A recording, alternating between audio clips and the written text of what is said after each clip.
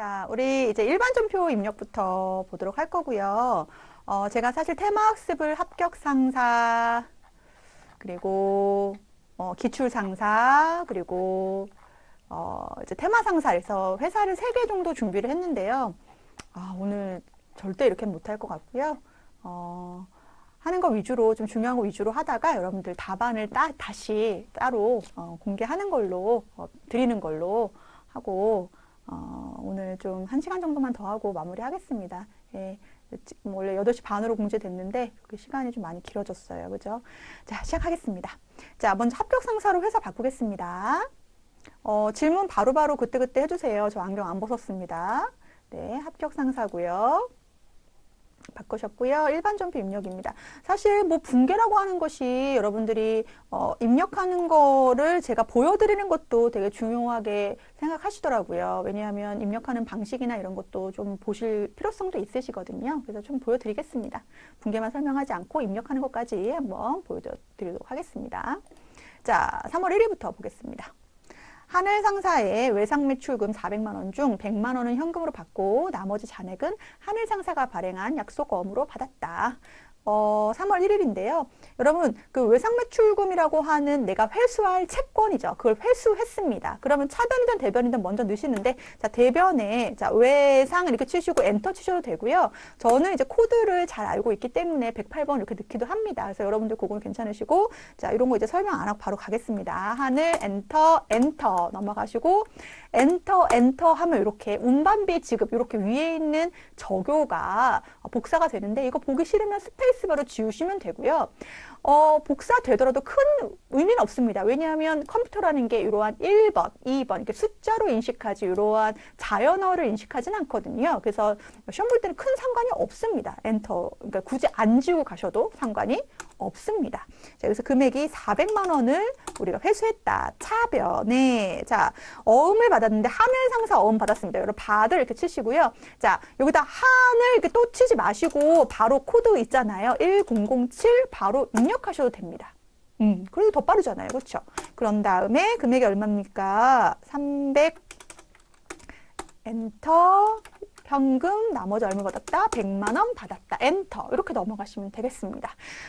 당연히 채권 채무와 관련돼서 거래처 코드를 넣어주시는 거 각각 넣어주셔야 됩니다. 코드를 입력하는 방식이다.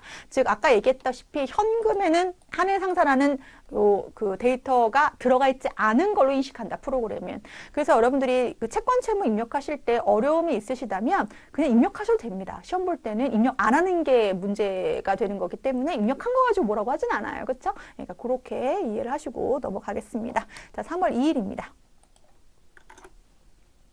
자, 금융기관으로부터 매출거래처인 진도가 발행한 어음이 부도 처리되었다. 이것도 낯설죠. 자, 어음의 회수가 되면 대변에 받으러 어음이 옵니다. 그런데 그러면 차변에 돈이 들어와야 되는데 이번엔 들어오지 않았어요. 5천만 원. 여러분들 기억하실까요? 이 경우에 부도어음이라는 개정 과목이 있습니다. 자, 부도어음과 수표인데요. 이 부도어음과 수표에 대해서도 거래처 코드를 반드시 넣어주셔야 됩니다. 그러면 여러분들 고민하셔야 돼요. 이 부도어음과 수표는 그러면 뭐지? 나의 자산입니다. 왜냐하면 부도가 났다고 해서 뒷목 잡고 쓰러지고 못 받는 돈이 아니라 내 구상권을 청구하고 내가 받을 나의 자산이 있다라고 표기를 해주고 보통 우리가 대손이라고 하는 못 받게 된 돈을 처리할 때는 부도 후 6개월 이런 식으로 보통은 그렇게 보기 때문에 부도가 난 시점에서는 부도 어음 처리한다. 꼭 기억하시면 되겠습니다. 자, 이번에는 3월 3일입니다. 단기 매매 차익을 목적으로 성우 상사의 주식 2,000주를 한 주당 2,000원에 취득하고 자, 증권거래 수수료 10,000원을 포함한 대금을 모두 보통예금 계좌에서 지급하였다. 자, 여러분 여기서 우리가 투자 목적에 우리가 유가증권을 구입을 했는데요. 성우 상사의 주식을 구입했는데 내가 발행할 때는 액면금액이 중요하지만 다른 회사의 투자 목적의 주식을 구입할 때 액면금액이 중요하지 않습니다. 그래서 2,000주 곱하기 2,000원 하시면 되는데 이때 증권거래 수수료가 발생했습니다. 자, 이거 굉장히 시험 문제 많이 나오는 내용이죠. 무슨 얘기입니까? 우리가 원래 자산을 취득할 때 토지를 취득하거나 원재료를 취득하거나 이 취득할 때 취득한 목적이 있습니다. 자, 원재료를 취득한 목적은 제조에 사용하려고 그런데 원재료를 취득을 했는데 운반비가 들었다? 그러면 내가 사용할 목적의 운반비가 반드시 있어야지만 사용할 수 있기 때문에 그 운반비는 따로 비용 처리하지 않고 해당 원재료에 더해준다. 이것이 바로 회계의 원칙 중에 하나예요. 원칙이라고 뭐 적혀 있는 건 아니지만 대부분 그렇습니다. 예를 들어서 우리가 토지를 샀다. 근데 부동산 중개 수수료가 있다. 그러면 부동산 중개 수수료는 가 있어야지만 그걸 지급해야지만 토지가 취득이 되고 토지를 사용할 수 있기 때문에 등기도 마찬가지. 이러한 취득 시 직접적인 부대 비용은 따로 비용 처리하지 않고 해당 자산에 더해준다. 이게 바로 회계 원칙의 원칙입니다. 회계 그 거래 그 기록할 때. 또 뭐가 있을까요? 우리가 기계를 수입했다. 근데 수입한다는 건 통관 절차를 거쳐야 되는데 통관할 때 관세를 냈다. 근데 관세를 내지 않으면 우리가 기계를 우리 공장에서 돌릴 수 있습니까? 아니죠. 기계를 취득하는 목적이 무엇입니까? 사용 목적이다. 그럼 당연히 그 관세도 따로 뭐 세금과 처리하는 것이 아니라 기계 장치에 포함한다. 이게 원칙입니다. 되게 많이 얘기했죠. 랩 같죠, 랩. 그런데 예외가 하나 있어요. 예외. 그러니까 시험 문제 자주 나오죠. 이게 예외입니다. 예외. 단기 매매 증권을 투자 목적으로 취득했습니다. 그럼 투자한다는 건 내가 얘를 가져가야지 투자할 수 있는 건데, 근데 단기 매매 증권만, 누구만? 단기 매매 증권만 취득 부대 비용인 이 수수료를 따로 비용 처리한다. 기억하겠습니다. 자, 3월 3일 차변의 단기 매매 증권 얼마입니까? 저는 이제 보기 싫으니까 스페이스바로 지울게요. 얼마입니까? 400만 원. 그런데 410만 원이 아니라는 거예요. 수수료 비용, 여기서 중요한 거. 누가 투자라고 했니? 하면서 이건 900번대야. 900번대라는 거는 우리 회사 영업과 관련 없는 비용이야. 영업의 비용 이렇게 처리하는 거죠. 만 원. 대변의 보통 예금 401만 원 이렇게 됩니다.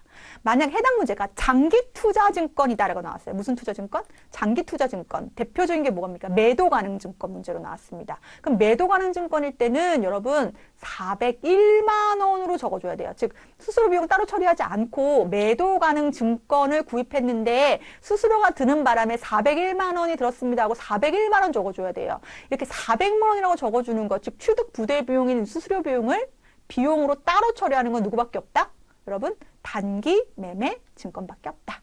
그렇게 이해를 하시겠습니다.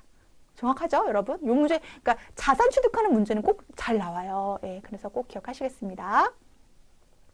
자, 이번에는 일시 보유 목적으로 취득했던 시장성 있는 주식. 이거 단기 매매 증권이잖아요. 이번에 뭐 했어요? 처분했어요. 처분.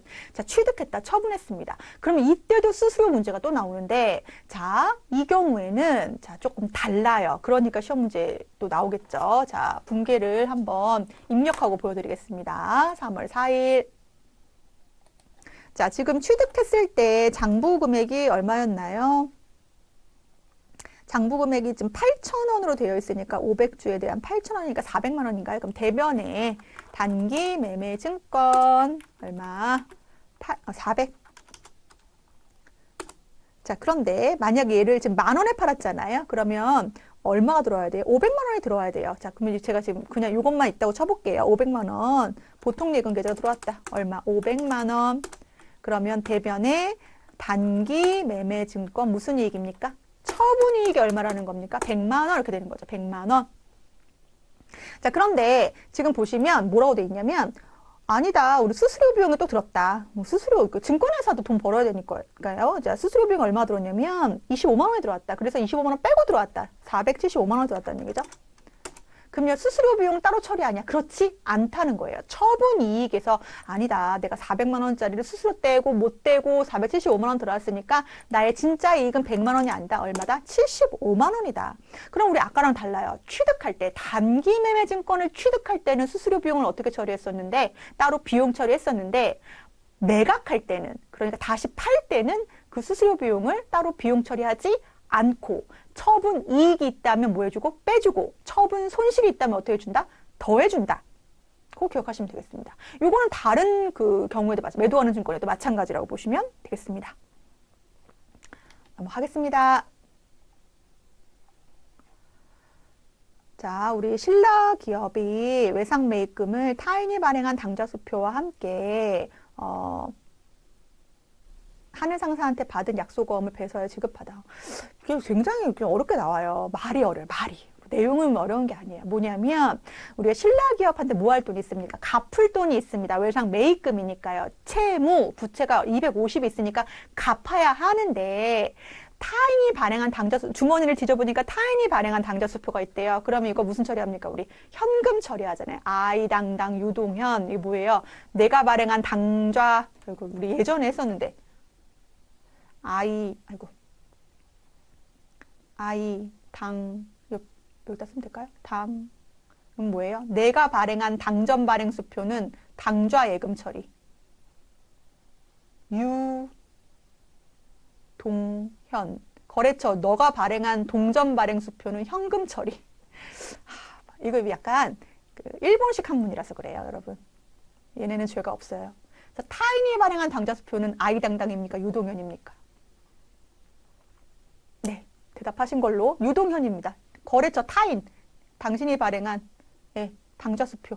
그래서 무슨 처리한다? 현금 처리합니다. 현금 처리. 그래서 오셔서 볼까요? 그래서 3월 5일 들어가셔서 자, 외상매입금 부채 감소 처리합니다. 거래처는 어디입니까?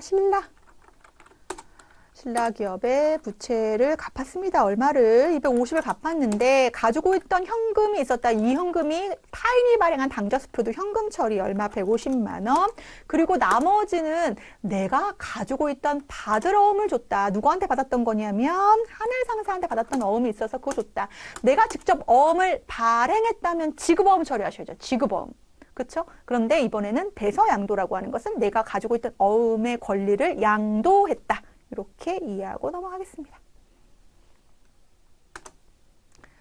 자, 그 다음에 우리 6번 문제인가요? 네, 6번 문제. 자, 우리 2022년도에 차입한 외화 장기 차입금이 있는데 3만 달러를 상환하기 위해서 계좌에서 이차해 줬다라고 되어 있는데 일자별 적용 환율 이거 어려우실까요, 여러분? 지금 우리 갚는 날짜가 언제예요? 아이고, 이거 아닌데? 갚는 날짜가 언제예요? 갚는 날짜가 요 날이에요, 요 날. 자, 그런데 차입할 때 우리 환율, 기준 환율로 우리가 이제 평가를 하잖아요. 환산을 하잖아요. 기준 환율이 1210원일 때 빌린 거예요. 그런데 우리가 결산 시점에 여러분 결산이라고 하는 것은 재무제표라고 하는 것을 이해관계자들한테 전달하는 시점인데 그럼 고민해야 돼요. 내가 외화 장기 차입금을 달러당 1210원이라고 쓰는 게 옳을 것인가? 아니면 우리 이해관계자들한테 1250원으로 지금 요즘 올랐다라고 얘기하는 게 옳을 것인가? 그런데 회계 기준에서는 1250원이라고 하는 게 옳지 하고 우리가 기말 때 평가하잖아요. 그래서 지금 장부는 얼마로 되어 있습니까? 1250원으로 되어 있죠. 그렇죠? 조정이 됐단 말이에요. 그런데 얘를 얼마에 갚았습니까? 1300원에 갚았으니까 환율 오르는 바람에 우리가 부채도 계속 증가하게 됐네요. 그래서 지금 장부에는 1250원으로 되어 있다라고 여러분들 생각하셔야겠네요. 3월 6일 장부에는 우리 차변에 외화 장기 차입금 거래처는 미국은행 넣어주시고 얼마로 되어 있다고요? 1250원씩 되어 있습니다. 그래서 얼마입니까? 3750. 그런데 우리가 얼마에 갚았습니까? 3900으로 갚았어요. 부채를. 그러면 차익이 발생하는데 차익이 마이너스로 발생했다는 것은 차변이 부족하다는 거예요. 그러면 우리 알 수 있잖아요. 우리가 외화장기 차입금 3,750만 원인데 3,900 갚았다는 것은 외환에 대한 차손이 발생했다라고 되는 건데 자, 지금 제가 손가락에 힘이 없어지는 바람에 외화라고 쳤더니 외화 환산 손실이 떴어요. 이렇게 쓰면 될까요, 여러분? 이렇게 되면 오답입니다. 우리는 외환 차손을 써야 됩니다. 그러면 그거 언제 쓰나요? 환산이라는 말이 들어가면 아까 얘기했던 결산 때 확실치는 않은데 환산해 보니 결산 시의 요금액입니다 라고 할 때는 외화 환산 손실, 그러니까 평가의 개념으로 들어가는 거고 외환 차손이라고 써야지 우리가 정답으로 인정받을 수가 있겠습니다. 그래서 이렇게 외화와 관련된 우리 부채를 지급하는 문제도 한번 풀어봤고요. 시간이 우리가 합격성사만 해야겠네요, 여러분. 제가 너무 열의가 강했네요. 네. 자, 그리고 우리 7 7번 문제 보겠습니다. 7번. 자, 요 문제도. 자, 저넓은 고용보험료를 다음과 같이 현금으로 납부하였다라고 되어 있는데 이것도 우리 제가 10문제 제대로 설명을 드리겠습니다. 자, 보시면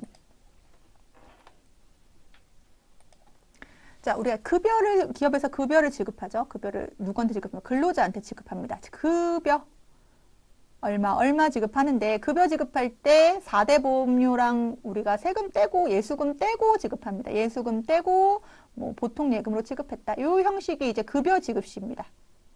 뭐 지급시? 급여 지급시. 근데 이제 4대 보험료 납부할 때 있잖아요. 예를 들어서 지금 문제 같은 경우에는 고용보험료 납부하는 문제인데요. 그러면 요 예수금이라고 하는 것은 바로 무슨 부담입니까? 근로자 부담분이고요. 4대 보험료는 근로자 부담분만 내는 것이 아니라 회사 부담분도 같이 내야 되는데 지금 문제에서 보험료 처리하라고 했습니다. 이게 바로 회사 부담분이 됩니다. 보험료. 당연히 500번대, 800번대로 구분해서 회사 부담분을 입력하게 됩니다. 그래서 차변의 계정이 예수금 얼마, 보험료 500번대, 800번대 이렇게 구성이 되게 되어 있는데 이때 걸 기억하시면 이 예수금은 근로자 부담금에 대한 금액이고 요 보험료는 누구 부담분이다? 회사 부담분이다. 그거를 기억을 하시면 좋겠습니다.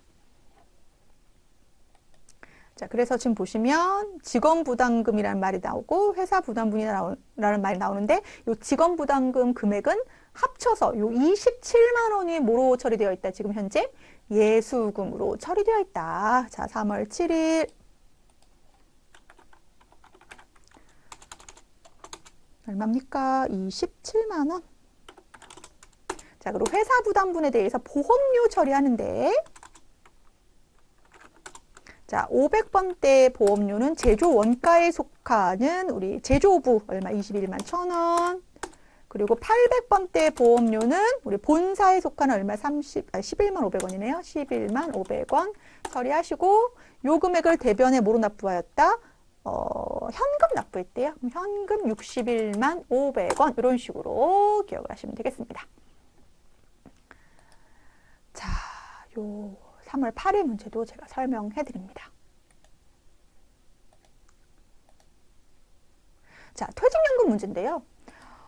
퇴직금은 우리가 회사에서 이제 1년 이상 근무를 하게 되면 이제 퇴직금을 지급할 의무가 생기는데요. 퇴직금을 지급할 의무에 대해서 결산 시에 퇴직급여 충당부채 뭐 이렇게 설정을 하긴 합니다.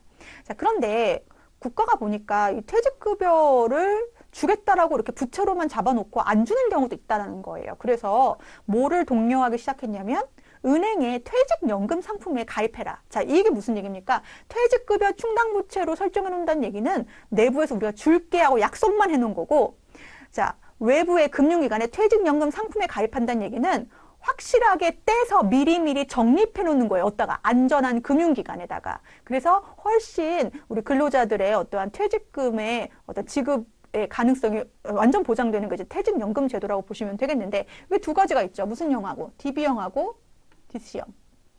DB형은 뭡니까? 퇴직 확정급여죠. 확정급여. 확정급여형. 그리고 DC형이 확정 기여형인데요. 자, 회사가 금융기관에 매월 불입을 합니다.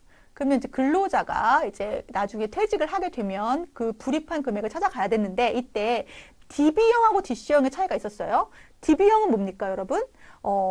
그 기업이 이 확정급여형을 가입했다는 얘기는 물론 이게 둘 중에 하나 어떤 걸 할지는 누가 선택하는 거냐면 근로자가 선택을 하는 건데요.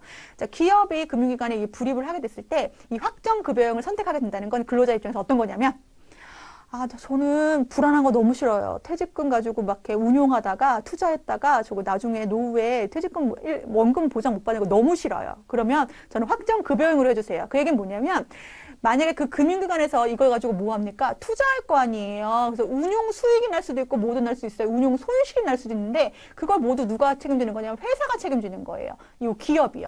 그러면 기업 입장에서는 이 확정급여형으로 불입된 이 퇴직금이 수익이 나면 적은 금액으로 퇴직금 주는 거고 손실 나면 무조건 물론 좀 안 좋겠지만 어쨌든 그런 개념이 되는 것이 바로 확정급여형이에요. 그래서 누구 입장에서는 근로자 입장에서는 정해진 퇴직금을 보장받는 개념이 확정급여형이고요. 우리는 지금 확정기여형인데 확정기여형은 이런 거죠. 저희가 지금 100세 세상인데 어떻게 될지 알고 저는 좀 장기간으로 좀 투자의 개념으로 장기간 보면 운용수익이 날 걸로 보고 저는 운용수익도 내가 가져가겠습니다. 대신에 손실이 나도 그거 탓하지 않겠습니다. 하는 것이 즉 누가 주체가 되는 게 종업원이 주체가 되는 게 확정기여형이에요. 그러면 여러분들 우리나라에서는 어떠한 유형이 더 많을까요? 오늘의 마지막 질문이에요. 시간이 없어서 질문을 더 막 하고 싶은데 못하겠네. 우리나라에서는 어떤 게 더 많을까요?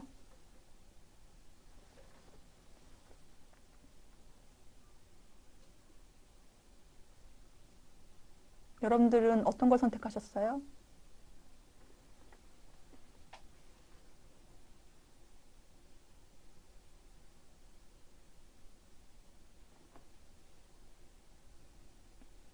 퇴직금 안 받으시나요?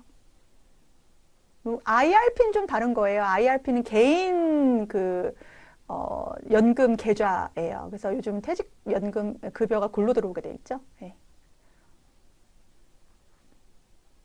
DB형.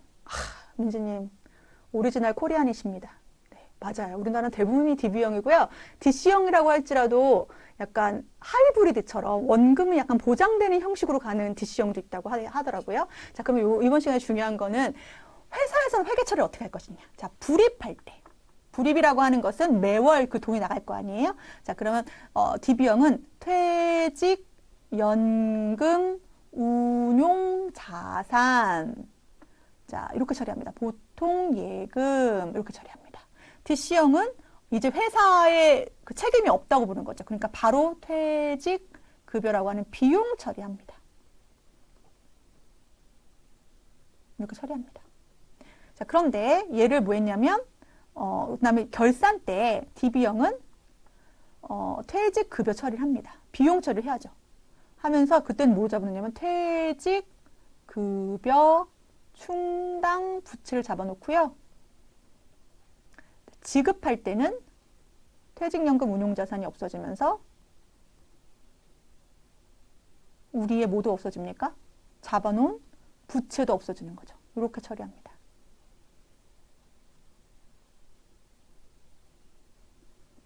이렇게 처리합니다. 그럼 DC형은 이렇게만 처리하면 돼요. 뭐만 처리하면 돼요? 비용 처리하면 돼요.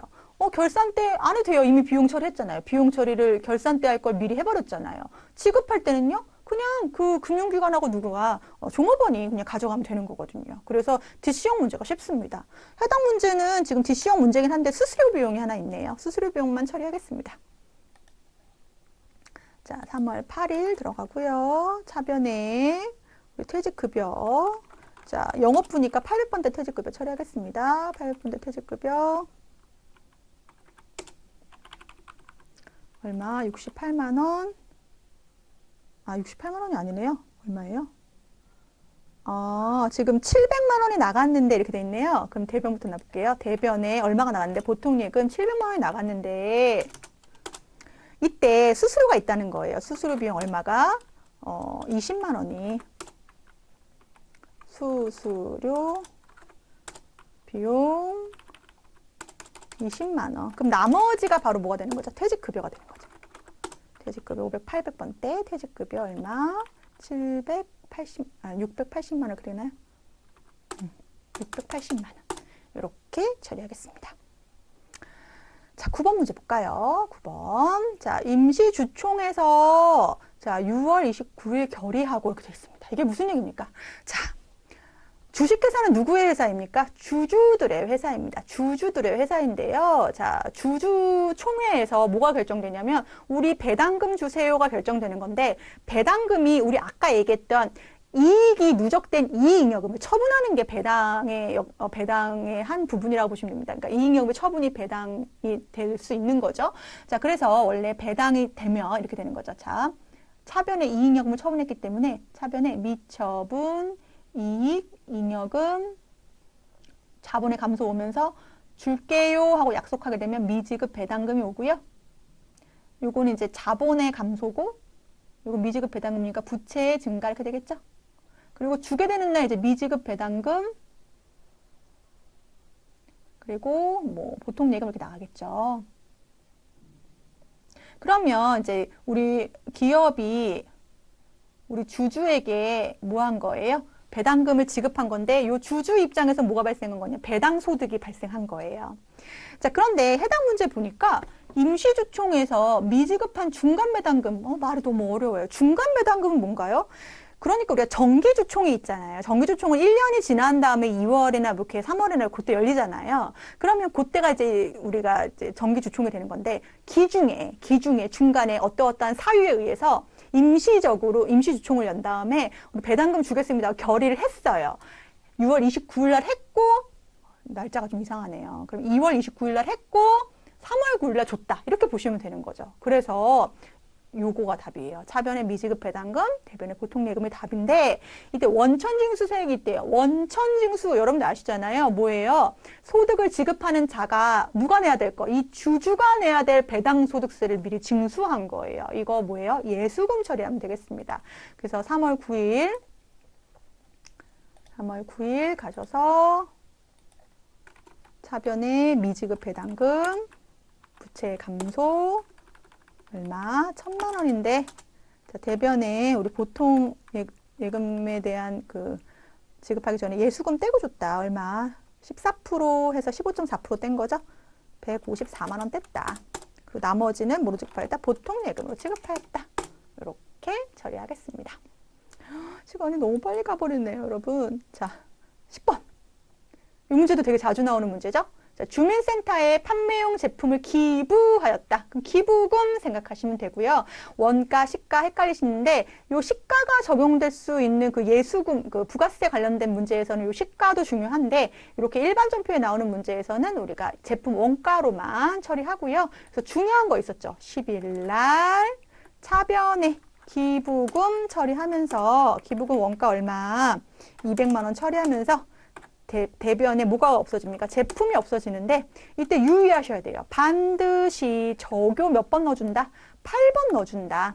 그래야지 이 제품이, 자, 제품이 왜 있습니까? 제품은 판매할 목적으로 있는 건데 지금 판매하지 않았어요. 다른 목적으로 사용했답니다. 자, 판매를 하면 매출 원가에 가산되는데 이거는 매출 원가에 가산되면 안 돼요. 그렇기 때문에 8번 다른 목적으로 사용했다. 타계정 다른 목적 즉 기부금으로 사용했다라고 꼭 적요에 넣어줘야지만 프로그램에서 매출원가에서 그걸 기재하게 되어 있습니다. 그래서 요 200만 원까지 넣어주는 문제. 일반 전표 문제는 이렇게 입력하겠습니다. 자, 여러분 제가 요 테마학습은 추가 촬영해서 나중에 다음 주에 한번 제가 추가로 해서 올리도록 할게요. 너무 시간이 애매하네요. 네. 그래서 이렇게 일반 전표 입력은 넘어가도록 하고요. 제가 지금 여기랑 협의를 안 했는데 제 마음대로 추가 촬영하겠다고 했어요. 여러분. 지켜야죠, 뭐. 네. 그래서 요 문제들 제가 추가 촬영해서 어쨌든 우리 시험이 한 2주 남았잖아요. 네. 그래서 조금 그때 다시 한번 보는 걸로 하겠습니다. 오늘은 이제 메인 매출 전표 문제 좀 보면서 좀 마무리할게요. 메인 매출 전표는 뭡니까? 전표 입력한다는 게 이제 분계를 입력하는 건데요. 조금만 더 힘낼게요, 여러분. 자, 스스로에게 하는 얘기 아니에요. 여러분들한테 하는 얘기예요. 너무 시간이 빨리 가가지고. 자, 메인 매출 전표는, 부가가치세 신고를 위한 거라고 보시면 되겠습니다. 즉, 부가가치세라고 하는 우리가 어떠한 소비하는 경우에 매입하는 경우에 붙게 되는 세금인 거죠. 지금 반대로 또 매출할 경우에는 또 거래 징수할 의무가 있는 세금입니다. 여러분들 메인 매출 전표에서는 반드시 증빙을 보시면서 가겠습니다. 반드시 증빙을 보시면서 가겠습니다. 무슨 얘기냐?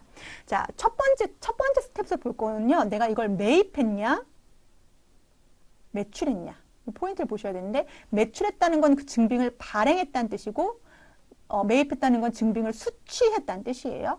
근데 그 증빙이 카드다. 그럼 카드를 발행했다는 문제가 나오면 17번. 카드를 수취했다 문제 나오면 57번. 이런 식으로 여러분들이 증빙 위주로 가셔야 돼요. 자, 세금계산서다. 뭐다? 세금계산서다. 근데 세금계산서를 내가 발행했다. 그럼 그건 매출했다는 뜻이고 11번. 내가 세금계산서를 받았다. 수취했다. 그럼 51번 이렇게 가야 돼요. 혹은 54번. 54번은 내가 뭘 때? 불공일 때 이렇게 가는 거죠. 불공일 때. 하나만 더 해볼까요? 내가 수출했다. 수출했는데 내가 영세율 세금계산서를 발행했다. 영세율 세금계산서 발행했다. 그러면 12번이죠. 12번. 그리고 받았다. 그러면 52번. 이런 식으로 여러분들이 증빙인데 내가 발행했냐, 수취했냐, 그리고 그 증빙의 종류가 세금계산서냐, 카드냐, 현금영수증이냐에 따라서 그거를 이제 구분하시면서 입력하시면 훨씬 금방금방 쉽게 입력할 수가 있을 것 같은데요. 자, 오늘 요 10문제 좀 빨리 하겠습니다. 안 하면 오늘 잠이 안 올 것 같아요. 자, 6월 1일 가겠습니다. 매일 매출 전표 6월 1일. 여러분들 프린트 보세요. 보시면 총무부 직원들의 야식으로 본도시락에서 도시락을 주문하고 하나카드 결제하였다. 그럼 카드로 매입한 거잖아요. 매입 카드. 자, 카과 57번 가는데요. 유의하셔야 될 거 있습니다. 만약에 이게 접대비다. 근데 카드다. 자, 접대비면 불공인데 불공이라고 하는 건 여러분 세금계산서를 수취했을 때 불공인 거고요. 카드 전표인데 불공 내역이다? 그러면 일반 전표에서 입력하셔야 됩니다. 한 번만 더 말씀드릴게요. 자, 세금계산서를 수취했는데 접대비다. 세금계산서를 수취했는데 불공 내역이다. 그러면 불공 54번 맞는데요. 그건 세금계산서를 수취했다는 전제하에 불공을 들어가는 것이고 카드 매출 전표를 수취했다. 그것은 불공이면 57번 카거가 아니라 일반 전표에 그냥 입력하게 됩니다. 자, 그거를 꼭 기억하시겠어요? 자, 그러면 품목이 도시락. 자, 금액 입력하겠습니다. 22만 원. 거래처는 본도시락. 자, 우리 신용카드사가 어딥니까? 우리 아까 하나카드였죠? 하나카드 확인. 분계 4번 넣으면 자, 미지급금 하나카드 뜨고 요 원재료를 뭐로 바꿔주십니까? 복리후생비로 바꿔주시고 아까 총무부라고 했으니까 800번대 복리후생비로 수정하겠습니다. 자, 6월 2일로 가겠습니다. 여러분도 어려워하시는 문자 6월 2일 이번에 보세요. 자, 공장에서 기계장치를 처분하고 이것도 어려운데요. 자, 아까 제가 말씀드렸잖아요. 전자세금 계산서를 뭐 했습니까? 발행했어요. 세금 계산서 발행 아까 무조건 뭐라 그랬어요? 11번. 자, 세금 계산서 발행 11번. 입력하시고 품목이 아까 기계예요. 기계장치. 자, 금액은 세금계산서에 있는 금액 그대로 1,350만 원 넣어주세요. 거래처는 어딥니까? 이한상사. 자, 전자니까 여로 바꿔주시고 자, 분계 당연히 혼합입니다. 왜냐하면 우리는 제품 매출한 것이 아니니까. 대변에 뭐가 옵니까? 기계장치를 처분했다.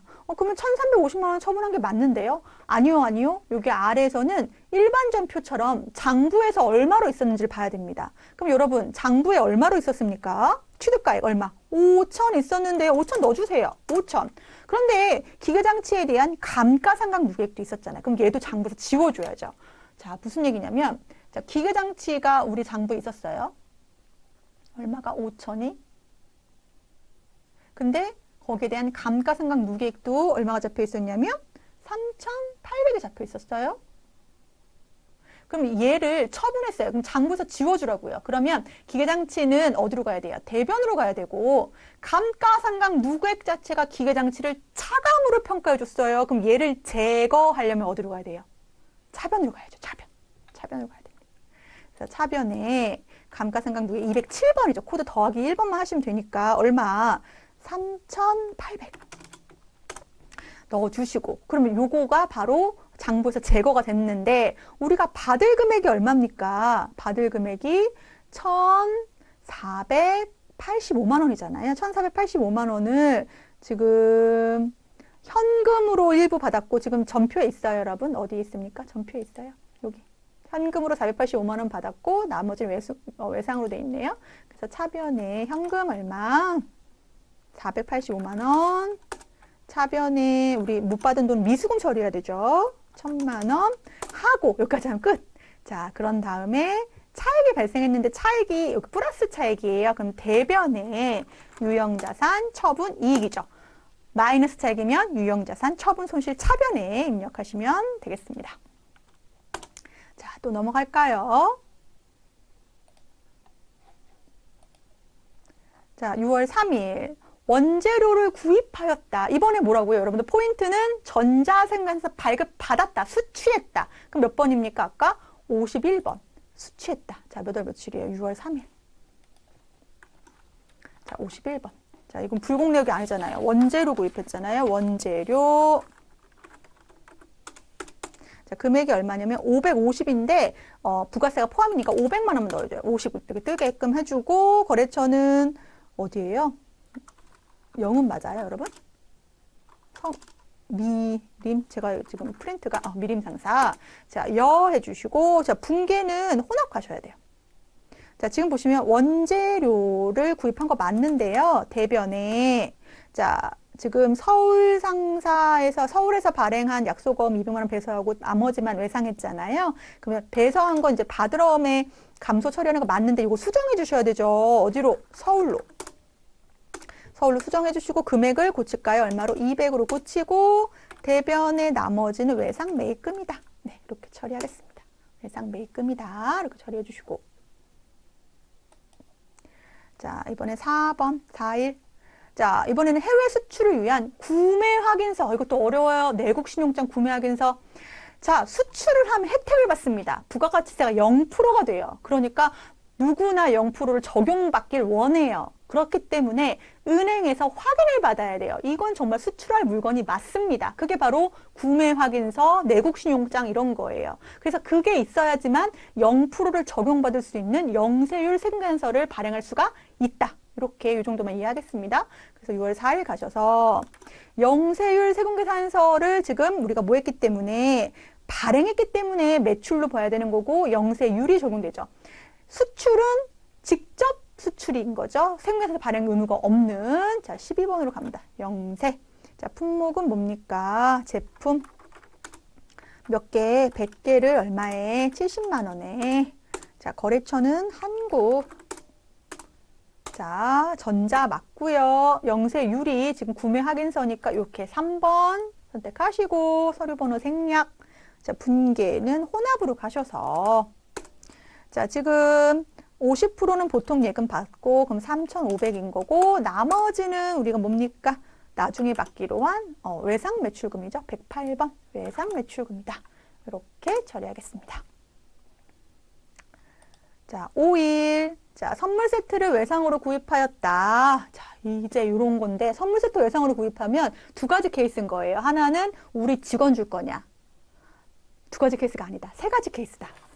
하나는 우리 직원 줄 거냐. 직원용이냐, 이 선물이. 하나는 거래처용이냐. 하나는 불우유 토끼와 같은 기부금 성격이냐.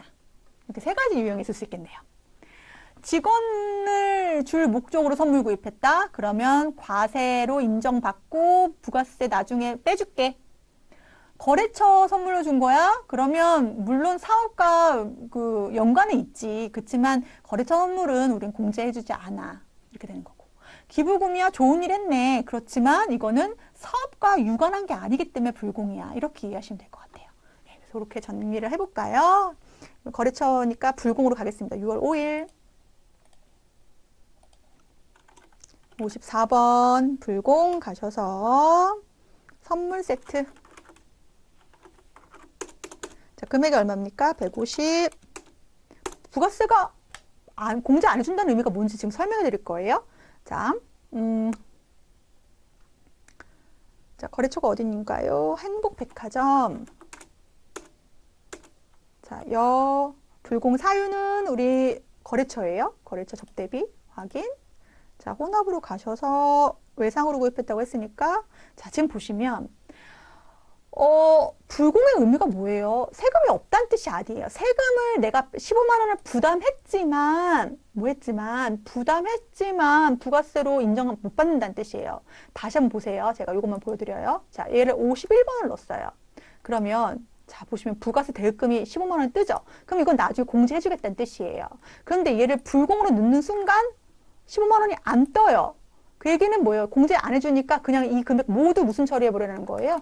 접대비 처리해버리라는 거죠. 자, 불공사유 없어졌네요. 불공사유 넣어줄게요. 그리고 대변에 이거는 뭐예요? 나중에 주는 미지급금 처리. 자, 6번. 토지 정지 작업과 관련된 계약금, 세금계산서 발급 받았다. 토지의 매매도 여러분들 면세거래인 거 아세요? 그래서 토지의 자본적 지출도 불공 내역에 해당됩니다. 그래서 몇 월 며칠 가실까요? 6월 6일 가셔서, 자, 뭐로 가셔야 돼요? 불공 가십니다. 토지 정지 작업. 자, 금액이 얼마입니까? 5,500이 붙어요. 그렇지만 공제 안 해주겠다는 뜻이에요. 자, 거래처는 어디입니까? 성경. 자, 전자 가셔서 분계가 토지의 자본적 지출 선택. 자, 분계 혼합 가셔서 자, 지금 토지의 정지 작업 이게 뭐냐면요. 해당 토지에 우리가 건물을 지으려고 토지를 샀어요. 근데 돌멩이들이 되게 많아. 그럼 돌멩이를 다 떼고 이런 평탄화하는 작업을 이제 토지 정지 작업 이렇게 얘기합니다. 그래서 토지 넣어주시고 대변에 계약금이 있었대요. 그럼 5,500 다 안 주겠죠. 그러면 나머지 550만 제외하고 나머지만 준다고 했으니까 계약금 지급했던 선급금 제외. 얼마? 550 제외하고 나머지 외상으로 하였다 미지급금 그렇게 처리하겠습니다. 자, 7번. 자, 판매했어요. 그리고 카드를 우리가 발행한 거죠. 자, 신용카드 판매액에 대해서 매출채권 처리할 것. 이라고 되어 있네요. 그럼 카드 과세 처리합니다. 과세 카드. 자, 몇 번입니까? 17번. 자, 몇 월 며칠입니까? 6월 7일. 17번. 제품. 거래처는 얼마입니까? 550 넣어주시면 딱 구분. 500만 원, 50만 원. 자, 거래처는 우리 잘 보면 구매자 명의 동서도 써 있고요. 동서 넣어주시면 되고. 자, 신용카드사가 우리가 아까 국민카드인가요? 네, 국민카드 넣으시고 분계 카드로 넣겠습니다. 그러면 미수금 뜨네요. 네, 안 되죠. 왜 안 돼요? 이거 제품 매출한 거니까 외상으로 들어가야죠. 네, 외상으로 들어가겠습니다. 외상 매출금. 자, 우리 6월 8일 특별 주문 제작한 기계장치가 완성됐는데 얘가 이제 운송비에 대해서 얘기하는 거예요. 그러니까 기계장치가 아니에요. 운송비에 대해서 전자세금계산서를 수취하였다라고 되어 있습니다. 그러면 51번 과세 맞습니다. 6월 8일 가셔서 51번 과세 가셔서 운송비 이렇게 쓰셔도 돼요. 기계 운송비. 금액이 부가세 포함해서 55만 원이니까 50만 원 넣어주고 5만 원. 거래처는 쾌속. 넣어주시고 전자 맞고요. 자, 분계해서 자, 혼합으로 가야죠. 원재료가 아니고 얘는 무슨 처리합니까? 운반비 처리할까요? 그럼 아까 제가 회계 원칙 얘기를 했던 거 기억하실까요? 기계를 구입을 했는데 얘를 왜 구입했습니까? 사용하려고. 그럼 얘가 와야 사용하잖아요. 그럼 운반비도 포함시켜야 되니까 기계에 포함시킵니다. 기계장치 대변에는 보통 예금 지급하였다. 55만 원. 자, 이번에는 제품 가공 계약, 임가공 계약. 임가공이라고 하는 것은 뭔가 어떠한 용역이에요. 예를 들어서 우리가 염색을 한다거나 할 때 우리가 직접 그것을 할 수 없다고 하면 다른 그 공장에 보내서 그 용역만 시킬 수 있잖아요. 그래서 임가공 용역과 관련해서 우리가 외주 가공비 처리할 수 있는데 세금계산서 수취하였다. 아까처럼 수취하였다. 그럼 몇 월 며칠? 6월 9일 51번 과세에 가셔서 왜 임가공. 자, 금액이 얼마입니까? 너무 달리는 것 같은데요? 너무 빠르죠, 여러분? 1,000만 원 외주 가공비 처리하겠습니다. 거래처는 세진인가요?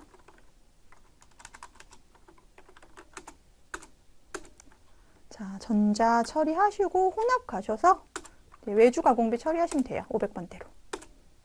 그리고 대변에 보통 예금 처리하겠습니다. 자, 우리 매매추 점표 마지막 문제입니다. 3D 프린터기를 외상으로 구입하였습니다. 좋은 일 했네요. 육군 부대에 뭐 했어요? 기증했대요. 기부금이네요. 그래서 이제 세금 부담한 거에 대한 세금계산서 증빙까지 받았습니다.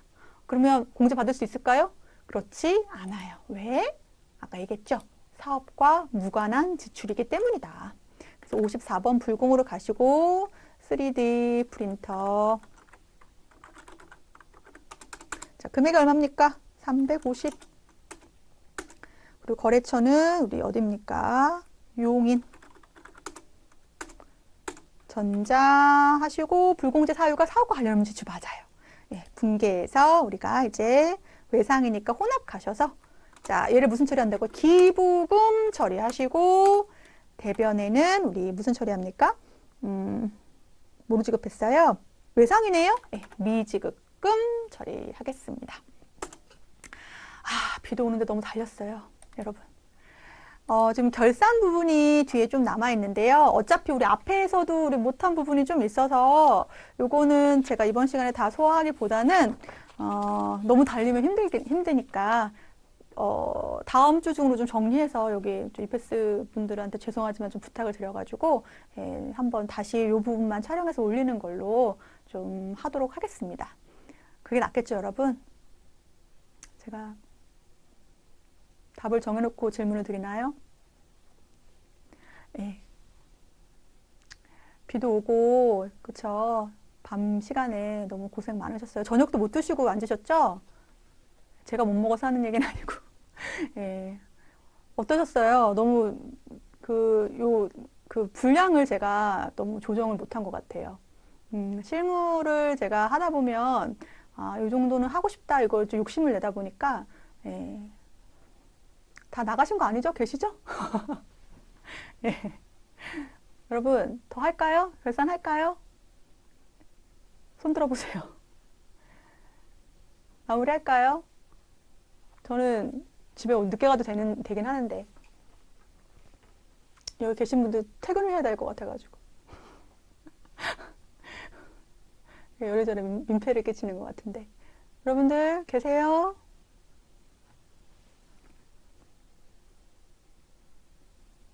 채팅방이 없어진 거예요? 지금? 아, 있네요. 네, 없어진 줄 알았네요. 네, 대답이 없으시니까 그럼 마무리하겠습니다, 여러분. 네, 고생 많으셨고요. 이제 실무는요, 제가 학생들한테 항상 마지막으로 말씀드리는 건 시험 문제는요, 기세예요, 기세. 가가지고, 물론 어려운 문제 나올 수는 있죠. 근데 그 어려운 문제를 보고 확 기가 죽으면 그 다음에 아는 문제도 이제 이렇게 와닿지 않거든요. 그래서 약간 어려운 문제 나오면 스킵하고 다음 문제부터 푸시고 그 어려운 문제도 약간 곰곰이 씹어가면서 좀 그 문제를 이해하려고 노력을 하면 물론 기억 안 나도 돼요. 100점 맞는 시험도 아닌데요, 뭐. 근데 어찌됐든 문제를 좀 어려운 문제 나왔다고 해서 한두 문제 나왔다고 해서 또 실망한 마음으로 풀지 마시고 끝까지 그 기세로 잘 푸시고 이제 앞으로 2주나 남았으니까 2주 동안 충분히 준비하셔서 전산회계 1급 우리 합격하실 수 있을 거라 생각하겠습니다. 이페스 코리아 많이 사랑해 주시고요. 오늘 여기서 마무리하겠습니다. 고생 많으셨습니다.